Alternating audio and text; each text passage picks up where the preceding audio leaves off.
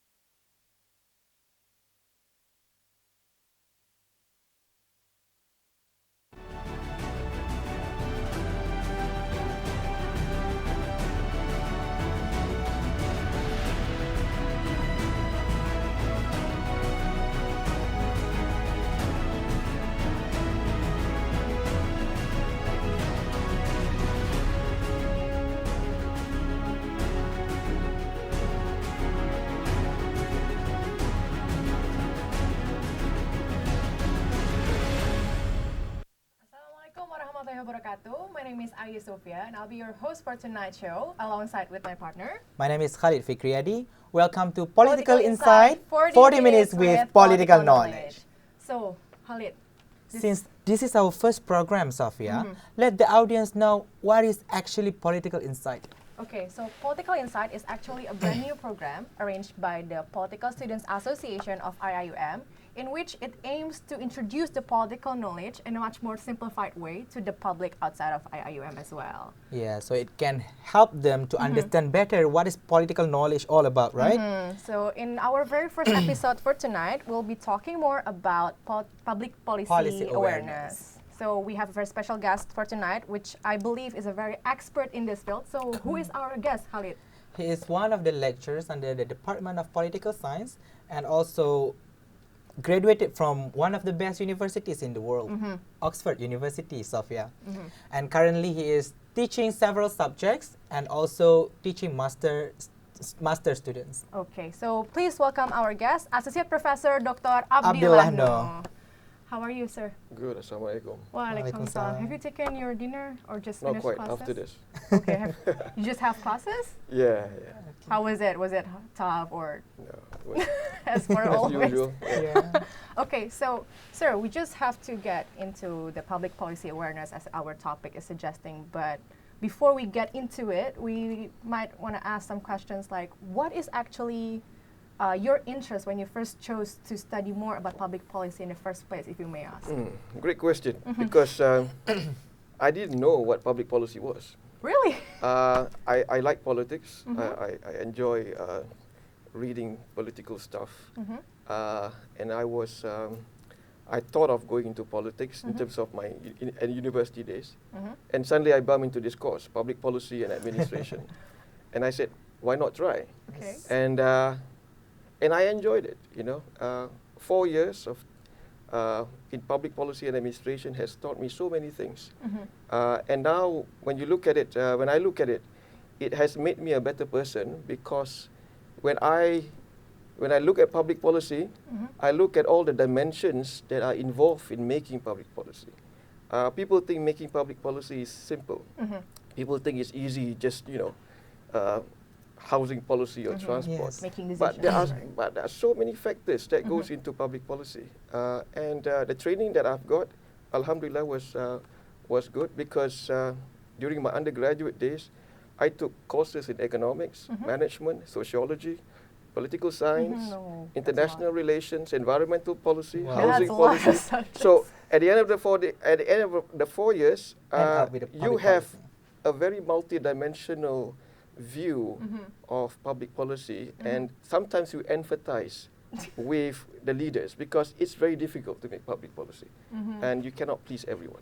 Of course it is. So basically you learn everything during your college life, but yet you decide to study more about public policy. But how about other subjects that you have studied before, like economics? Did you put any interest in the same with the public policy? Well, if you look at the courses that I've taken, my degree was in public policy and administration, and then I took a master's course in economics, Okay. That's very interesting.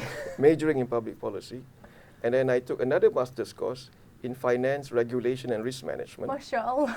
and then of course my PhD. So the public policy training has made me better, because I could just swim in any fields. I can just go into economics, I can get into Into finance, social. I can move into political science. Correct. So yeah.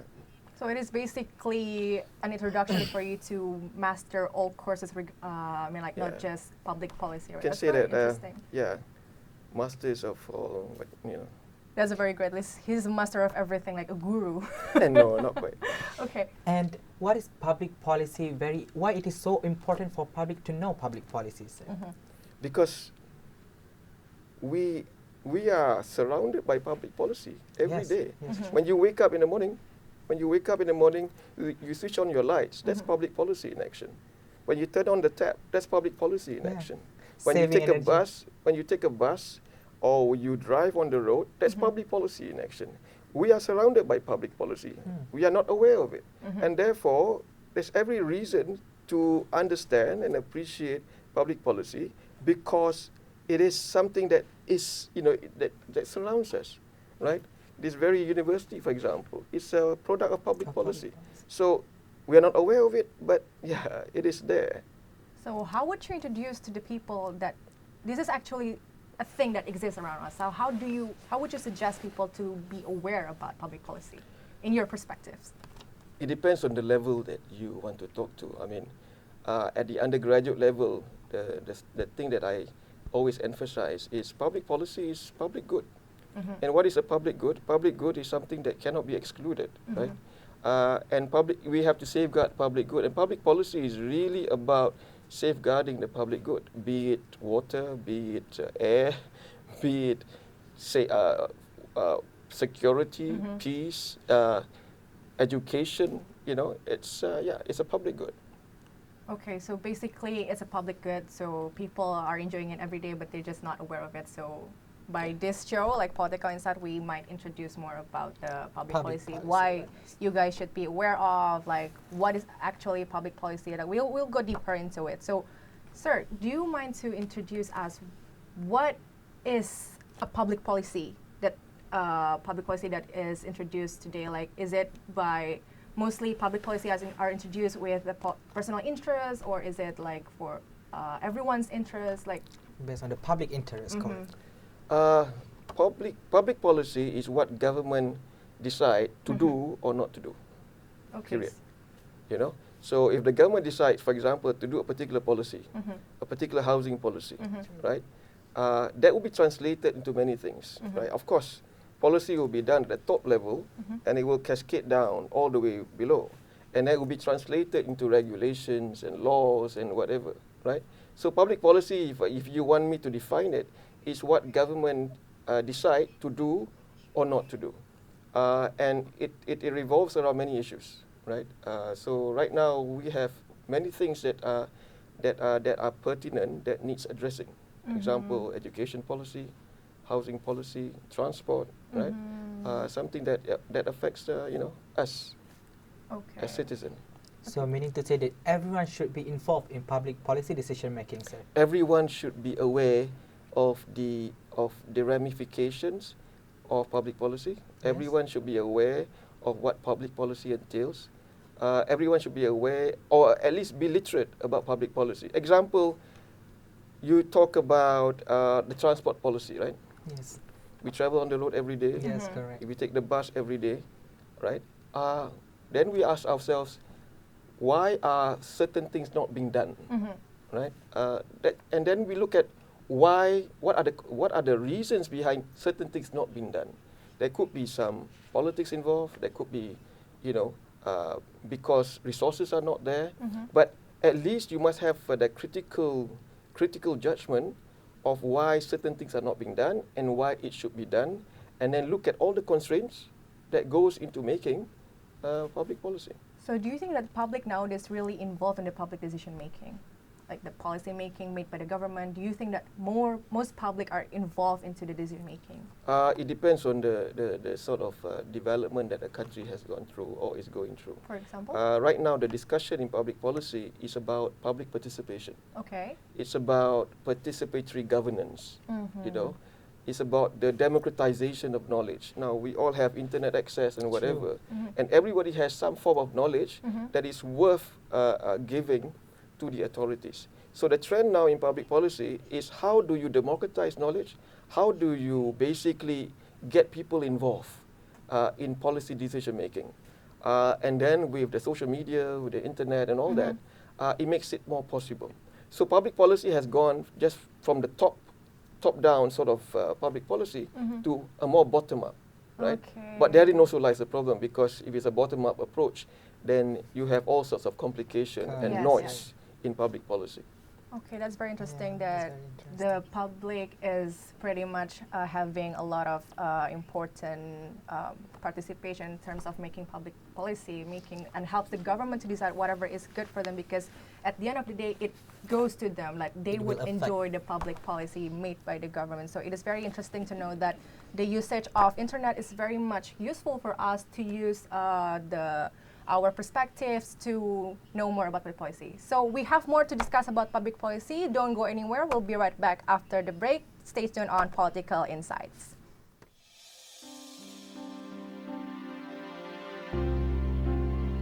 Our nation Malaysia Bahawasanya negara kita Malaysia is dedicated to mendukung cita-cita hendak achieving a greater unity for her people, mencapai perpaduan yang lebih erat dalam kalangan seluruh masyarakat, maintaining a democratic way of life, memelihara satu cara hidup demokratik, creating a just society in which the wealth of the nation shall be equitably distributed, mencipta satu masyarakat yang adil dan saksama di mana kemakmuran negara akan dapat dinikmati bersama, ensuring a liberal approach to her rich and diverse cultural traditions, menjamin satu cara liberal terhadap tradisi-tradisi kebudayaan yang kaya dan pelbagai corak, building a progressive society oriented towards modern science and technology.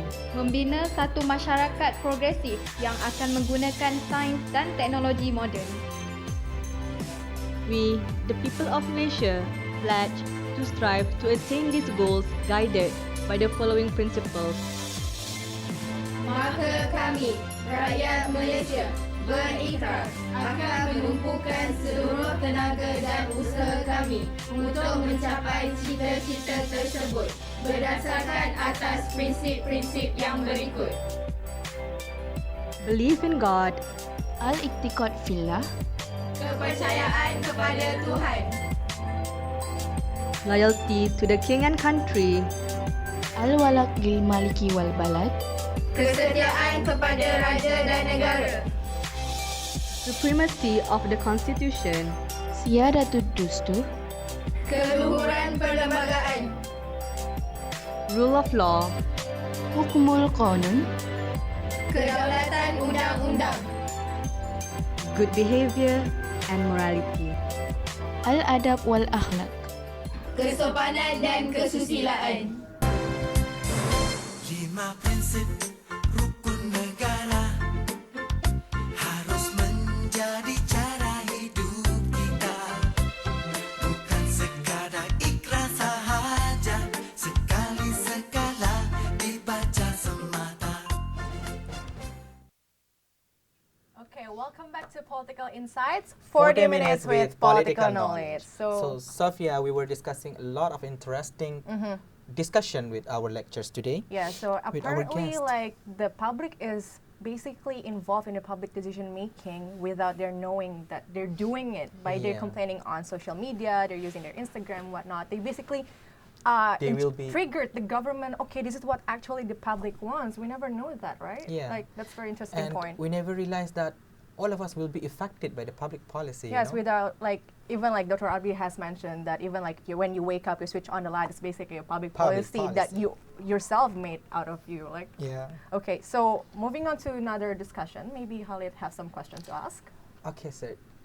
Basically, in your opinion, what makes certain countries successfully implement few policies, but few policies this one cannot be implemented in other countries? It's a simple question, Yeah. but it involves very detailed answers, Yeah. Okay. which I don't think the 40 minutes here is Finish. sufficient. It's gonna be in the whole class. What I think is most important when you want to implement public policy is that you need good people. running Good Okay. people. Very basic. And good people are hard to come by. Yeah. Good people, qualified people, people with credentials, people who are motivated to actually do public service, and to get the right people with the right attitude, right? And it's very difficult because the public sector is not something that naturally attracts good people. Meaning? Why? Because maybe the pay in some countries are low, Hello. and therefore it doesn't entice very qualified people to join the public sector. But that's the saddest part because the country runs on public sector. On public sector. Right? Finance cannot be properly managed without the public sector. Investment cannot come without the public sector, right?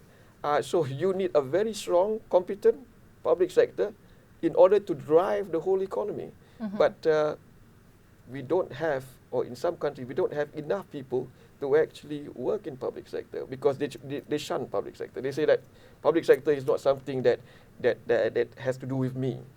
But they don't know that they are enveloped, they are surrounded by, By public policy. policy. Yeah, So the policymakers sometimes do not even realize that they're working for the publics. Is that what you're saying? the public, the citizens, the policymaker. But to make good policies, you need good people. Why? Because you want to implement those policies, and there's a lot of things that goes into implementing public policy. One is you need to make good decisions, and how do you make good decisions? You need to have some form of quality that makes you look at different point of view in order for you to make decisions. But in public policy, you learn about decision-making process. To implement things, for example, to talk to the citizens, for example, how do you deal with citizens with all sorts of demands that they have, right? We talk about street-level bureaucrats. I don't know whether in my class I talk about street-level bureaucrats.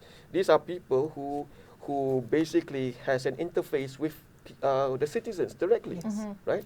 How do you deal with them? Can you chew a chewing gum while talking to the public? They need to know all this because the credibility of the public sector sometimes relies on this sort of street-level bureaucrats.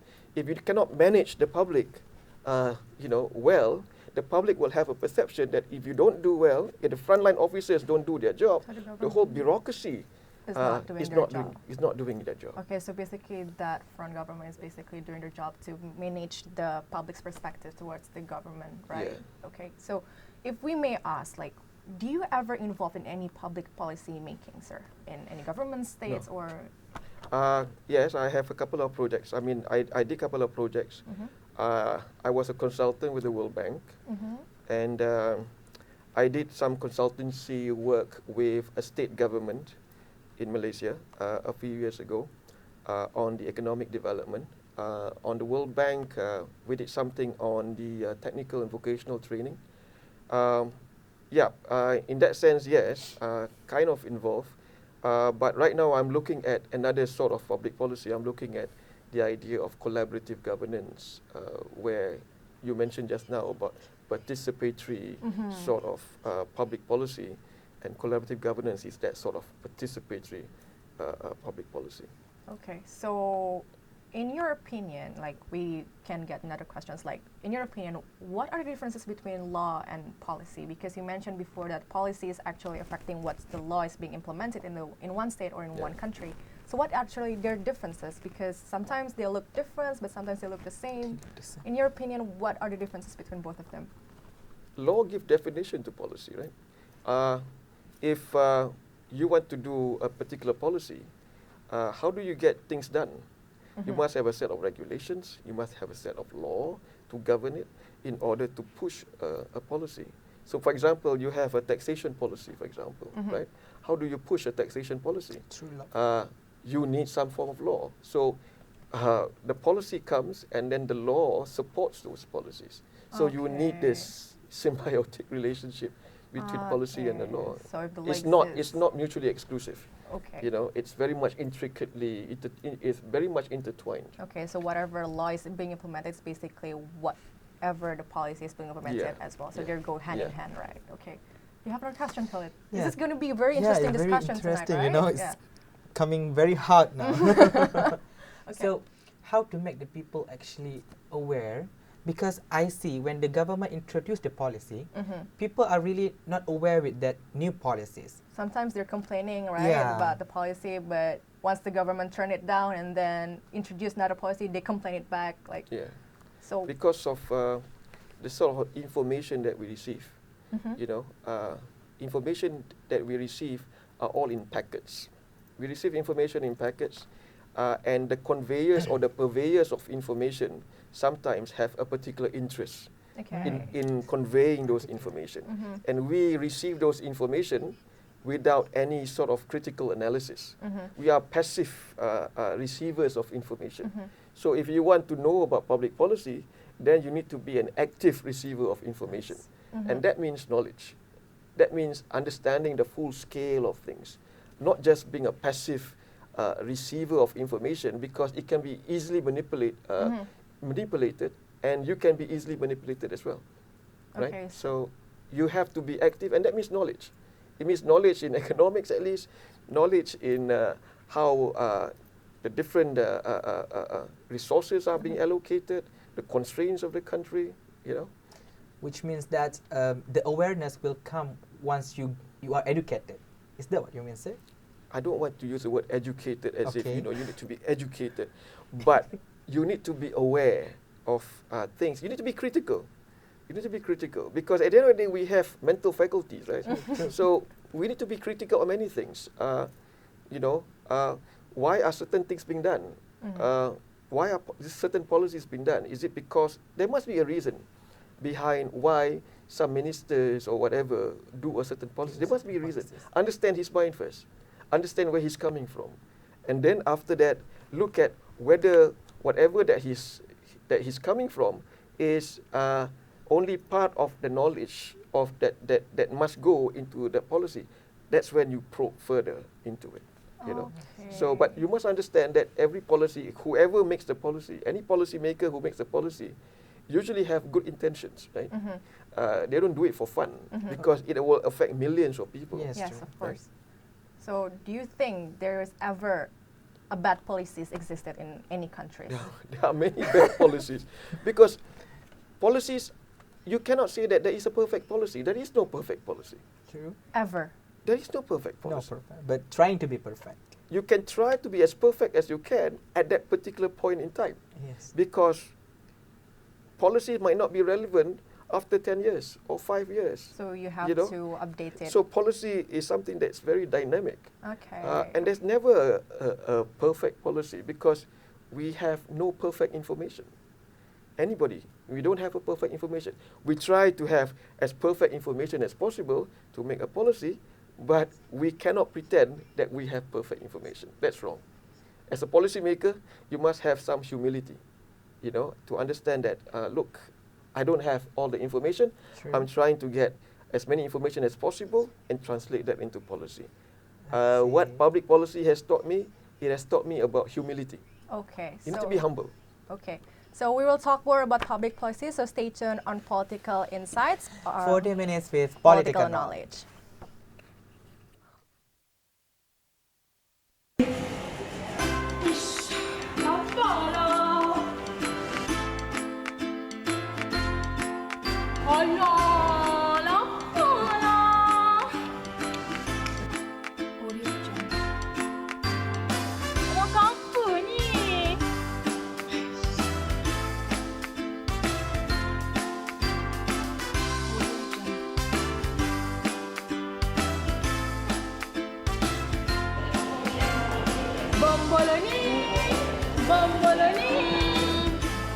Bomboloni tu kat sini kan?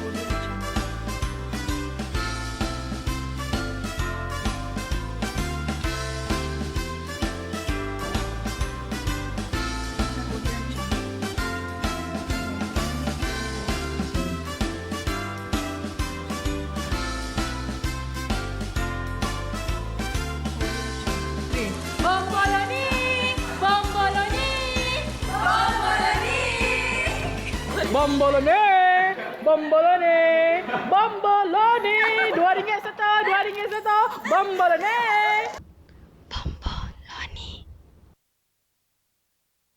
Okay, welcome back to Political Insights. 40 minutes with political knowledge. So, Sophia, we were talking about a lot about public policy, and one of the points that I picked up just now was that there is no perfect information and no perfect public policy in this world. But we're trying to be as perfect as we As could, perfect right? as Because as Doctor has mentioned before, that public policy is very dynamic, so it has to be updated gradually according to the public demands and what the public actually needs, because the public demand is not Yes. going to be monotone Yeah. each time, right? And so social are changing, right? Social change from time to time. yes. That's why the public policy should be fit to the certain social Yes, society. of course. Okay. And in your opinion, sir, should the public policy being introduced in the school level, Like the high school or primary school probably? very No, young for the primary It's school? too early age. I don't think so. But what they can do in school is to have awareness of certain things. For example, the environment, right? The need for a better environment. That's public policy, Yes. right? Too great. The need for safe water, right? The need to save the forest, for example. The need to have to be good neighbors, right? Why? Because good neighbors is basically public good. Because if you have bad neighbors, in your neighborhood you have bad neighbors, right? It will affect you. It will Yes. affect the whole neighborhood Yes, because your of house cannot be sold off at a higher price because it's a bad neighborhood. Yes, of course. So that's public policy. So little things that normal people can actually understand. They might not relate this to public policy, but they will understand that these are part and parcel of living in a community where you need to safeguard the public good. I see. So the public goods have to be introduced since high school is very much simple, like the environment stuff. Like we have to save waters, go green, like do not really use plastics and stuff, Yes. like moral stuff, right? Yeah. So that's very basic stuff that we maybe as parents later on or to our family should be introduced. Like starts not just from school but from our house as well, right? So, sir, in your opinion, how should the government play a role in increasing the awareness of people regarding this issue, like the public awareness issue? I think governments all over now are beginning to realize that there is a need to communicate with the citizen in whatever means possible. And now they are developing various channels to get public opinion. And now you have things like big data. Big data is very useful because if government can harness big data, they can get a lot of information about what the public wants or do not want, right? And it can translate that into public policy. So now government is are looking at how best to get as much information as possible from the people, right? Using whatever channels that's possible, because it's no longer the age of top down. It's more bottoms up. It's more participatory. It's about giving the benefit of the doubt to the citizens, that the citizens are knowledgeable, the citizens have information, and these informations are very useful to making public policy. How best to do it? It depends on the society that we live. But society must also be aware of it. So if societies are, you have a very civil society, a civic society that knows every little details or what goes into the idea of a public good, then you can make for a better participation. Yes, correct. But if people do not know about it, they don't care about it, even you say, come, let's participate, they don't even connect with you. Participate for what? You just tell me what to do. Yeah. So it comes at very various levels of society.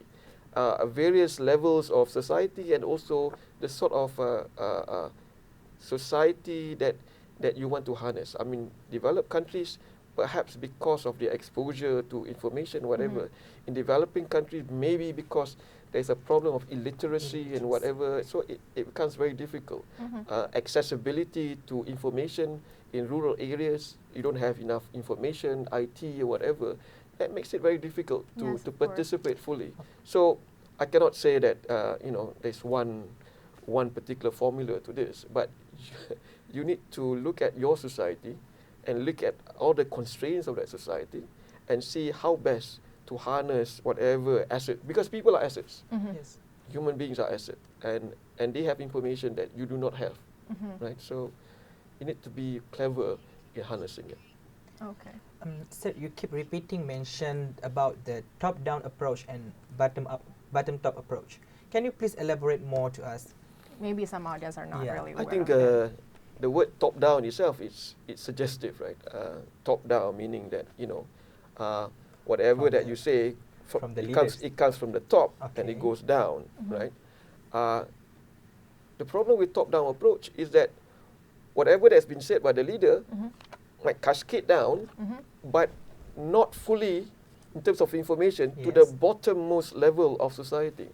So I always talk about the Chinese whisper, if I whisper something to her ear and you whisper something to her ear and it goes around It's gonna be the have class, different right? interpretations.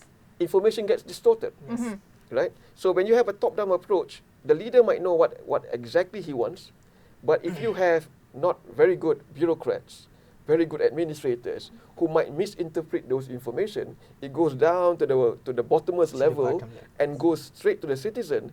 The citizen might not get the sort of The aims and actual message objective from the top. from the top. So top-down can be very distortionary. It can be very distortionary.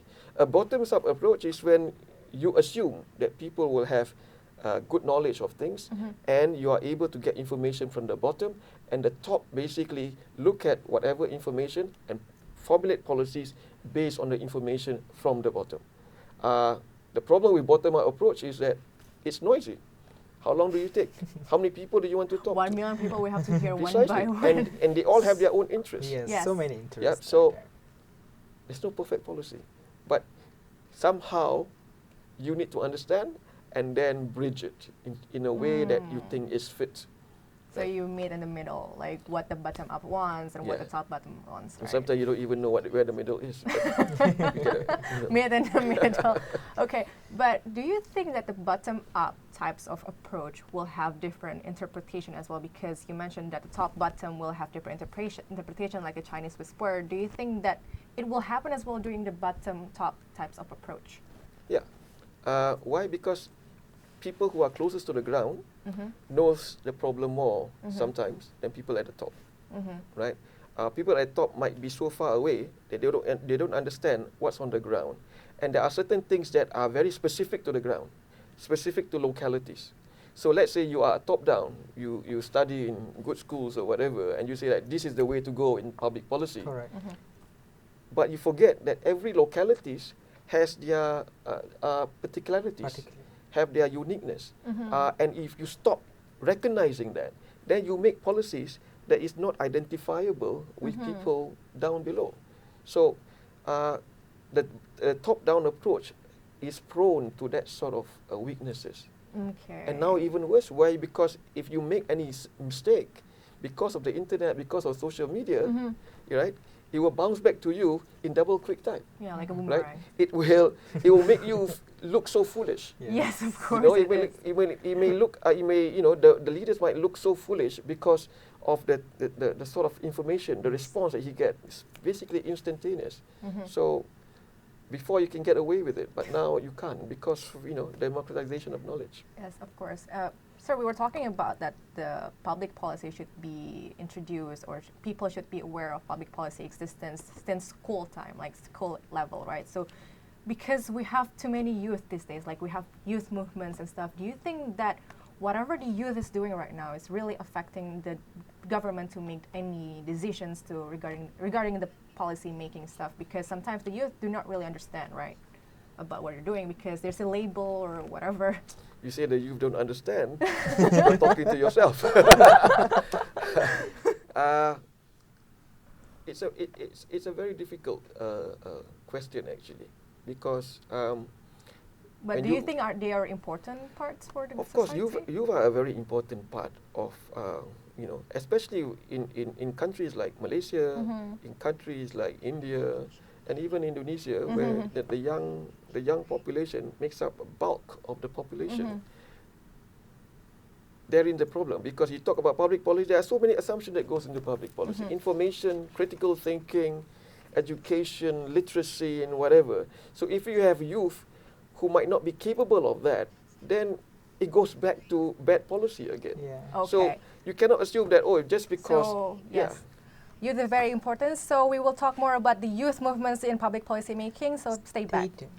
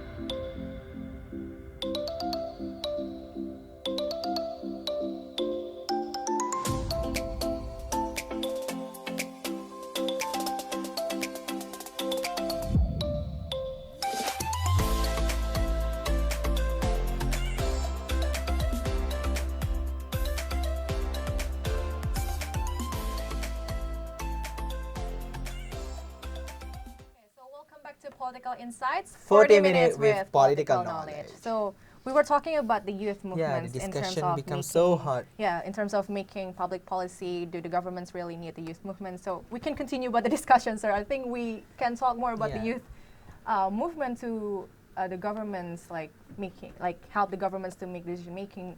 Maybe you can give more examples, like because youth sometimes can be more, you know, harsh, or maybe do not really understand what's the matter, but they think it's really important to be addressed like Yeah. that. Because you need to address youth concern. Why? Because they make up a sizable portion of the population. Also, they have a lot of energy. Right? They have a lot of energy. They have a lot of ideas.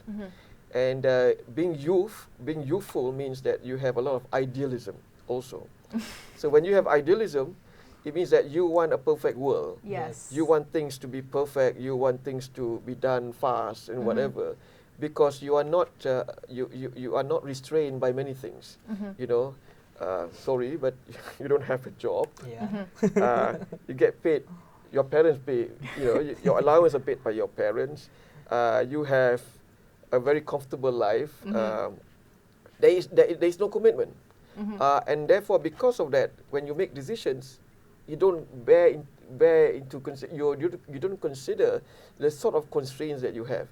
So when you talk to a person who is like 40 years old, who have kids, who have wife, who have a house, who have cars, the decisions that they make are very different from the decision that a youth will make, right? So, but the youth did not have that sort of, and it's good to be idealistic, because being youthful means that you need to be idealistic, but you need to voice out whatever that you have, your grievances or your anger, but it's up to the policymakers to pick up this information and say, look, I think I like your idea, but your idea needs to be toned down because it's quite unrealistic, because let me tell you that these are the constraints, you know. So you need to engage the youth, because you will have great ideas. They have great ideas because they want to change the world. They want to change everything. Like make a utopia, right? Youth see things with fresh eyes. Yes. You know, it's like you go into a new place, you see things with fresh eyes. So youth will see issues with fresh eyes because they have never experienced it. It's not a weakness, it's a strength. But how do you make sure that it doesn't get out of hand? And how do you coach youth movements or youth activities to say that, look, this is a great idea, but maybe you should look at this sort of constraint, this sort of, you know, limitations, right? And then somehow you bridge that sort of, you make the decision that's based on, you know, looking into all these factors. Yeah, so it is really good actually to have youth involved in any decision making, like having the youth and then maybe the elders or the elderly in the government to participate as well in the discussions. So maybe they could hear it two ways, like what the idealistic perspective about public policy, what does the public really want in terms of like from the youth perspectives, and then we can hear from the more, you know, experts perspective and meet in the middle, so we can implement what is actually perfect quoted to the public, like it goes back to the idea of diversity, you know. Diversity comes in many ways. So we need the cooperation between the youth and also so we cannot really neglect the existence of the youth, right? I wouldn't call it cooperation. I call it interactions. Interactions, not cooperatively involved. You know, I call it interactions and, you know, a cross-fertilization of ideas, because this is about diversity, right? Diversity doesn't come just based on race or ethnicity. Yes, correct. Diversity comes from class, diversity comes from age, you know, all sorts of people with different interests different ideologies, will make right? better policies. Yeah. So do you really think that since the youth are very much idealistic, like because we see things fresh and then we're so much like, okay, we have to be this perfect and this perfect, but turns out it can't be that perfect. So do you think that how can the youth become more realistic? Like, should they really involve into stuff, or just gaining experience or listening to people? First, they need to get a job. Really? Because once you get a job, then the reality bites, you know, and then you start to tone down your expectations. Of course, what you say is true. You need to get involved with associations. Why? Because once you get involved with association, then you understand the limitation that goes into your policy. You know, because if not as a standalone person, you say that I want to change the world, I want to do this, I want to do that, but you are not thinking about the limitation. Yes. You're not Yeah. thinking about the resources. But if you work and you are involved in student movements or whatever, then you know, look, I need to contend with different personalities even within the youth movement. Different sort of personalities, ideas, or what is good and you know what is proper, whatever, and then you negotiate there. You know, so that experience can help you in terms of toning down, not say toning down, refining. Toning down means you know you get rid of it, but Yeah. refining your ideas to take into account the society that you live, the sort of constraints that you have. Okay, so youth, you get your job first before you involve in the society movements. Khalid, So, sir, do you believe that the youth can change a better policy in the future? Oh yes, definitely. after they get a job? No, I mean, Because nowadays we can see like so many ministers and They so come many from the young, yeah, they're so young, and maybe they're not So many people experienced involved as in the elders. politics So, are what do you think of that? youths. there is a good thing in being young, right? Because you want to change, you have great ideas, and you know the Minister of Education from Indonesia, he's only 32 years old. Yes. He Yes. speaks very good English, and he is the CEO of Gojek, right? He has immense experience given his very short lifetime of just 32 years, and you need this sort of people. But another thing that needs to be highlighted here is that they might not have the experience of working in a bureaucracy, because bureaucracy is a totally different animal altogether. So they might not have the working experience in a bureaucracy, you know, and because of that they need to know what are the group dynamics in the bureaucracy, who's talking to what, and if you are too young, you don't even know the processes in the bureaucracy. So if you are put to a job as a minister, which is an awesome job, you do not know the ramifications of the bureaucracy, then it's going to be very difficult. But then it's not impossible. There must be some humility. There must be some idea that, look, I don't have enough information. I'm very young, and I need to learn. And yeah, but I like the idea of having a 32-year-old right as a minister of Yes, education, education in Indonesia. and he's successful in his own right. He Yes, has, of course. he has he headed Gojek, right? Yeah.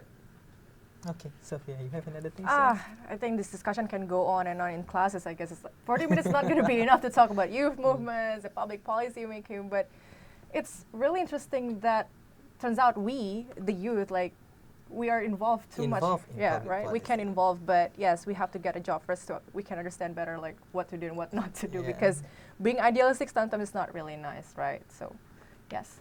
Do you have another questions, Khalid? I think this is going to be It's a lot very of interesting questions. I don't know what to ask. We can go on and But on. but the youth movement, if you look at the youth movement, I think the youth movement is very much talked about in this part of the world now, right?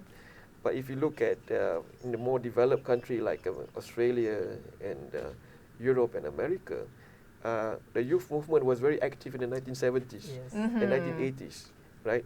So it took us a while to get the youth movement here, right? Are we too late in the game? Are we too late in the game? Are we being caught up in things that have been in the past? Yes. That is something that we have to think about, because as much as we talk about youth movement and change and whatever, I don't think that we should be overly obsessed. Not that I'm protecting my age group, but we should not be overly obsessed with the idea that the youth movement and we need to change. Yes, I totally agree that the youth movement is important, but we should not be totally obsessed and consumed by that sort of consideration, because there are so many levels of society, so many types of people in this society that needs to be heard too, not just the youth. The poor. How do you get the poor to organize? The poor are disorganized. Yes. Why? Because they don't have the means to organize themselves, but they have all the reasons to promote their interests, right? And they are not heard. So as much as we talk about the youth, there are also segments of society that needs to be heard. The poor, the disabled, you know. Disabled. Why can't we have a Disabled movement of the poor? Yeah, You of know? course. Okay. But don't you think that it's more to the culture things? I mean, like Asian cultures, we more believe to the matured people compared to the youth people. No. No? I think that has changed. That has changed so much. I think that people who are much older knows that they don't have a soul. They are not the sole repository of knowledge. I don't think so. Even you know, experienced people think that they don't have enough experience. They need to, but youth also must not be so arrogant and say that, look, I'm young, I know all the answers. Yeah, not really. You know? So You're not really arrogant about it, right? precisely. happening. Okay. Yes. So to conclude our show for tonight, that public policy has to be, I mean, like, people should be aware about the existence of public policy, of Yes. course, because it exists in our life, in our everyday life. Like whatever we're doing is based on our demands and our needs, and the government is listening to us because we're now on the bottom-top approach type, right? And Instead one of just quote that made me so interested, mentioned that there is no perfect public policy and But- there is no perfect information. yes, because there is no such thing as perfect thing. It's only Yes. God who's perfect, right? Yes. So Islamic. Okay, so thank you so much for watching Political Inside. Thank you so much, Dr. Thank you Apila, so for much, coming Dr. to our My show. pleasure. So we'll be right back on Wednesday night at 8 p.m. on IIUMTV channel on YouTube. So thank you so much. Assalamualaikum warahmatullahi wabarakatuh.